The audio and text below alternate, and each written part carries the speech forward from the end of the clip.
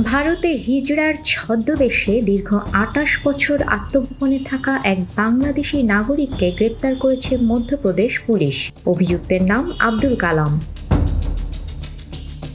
ভোপালে নেহা কিন্নর নামে পরিচিত এই ব্যক্তি আসলে বাংলাদেশের নাগরিক। পুলিশের বরাত দিয়ে এনডিটিভির প্রতিবেদনে বলা হয়েছে, আব্দুল ভুয়া পরিচয়পত্রের মাধ্যমে নিজেকে ভারতীয় নাগরিক হিসেবে পরিচিত করে তুলেছিলেন এবং জাল পাসপোর্ট ব্যবহার করে একাধিকবার বাংলাদেশেও যাতায়াত করেছেন।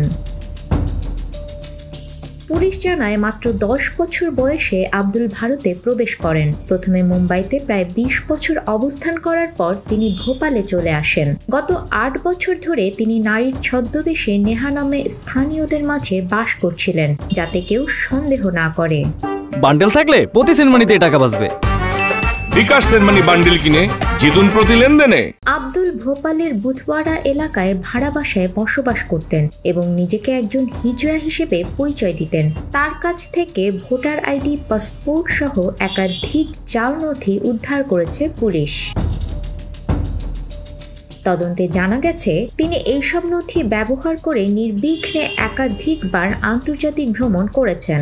বর্তমানে আব্দুল তালাইয়া থানায় পুলিশ হেফাজতে রয়েছেন। পুলিশ এখন খতিয়ে দেখছে এসব ভুয়া কাগজপত্র তৈরি করতে আব্দুল কোনো বড় চক্র বা নেটওয়ার্কের সহায়তা পেয়েছিলেন কিনা।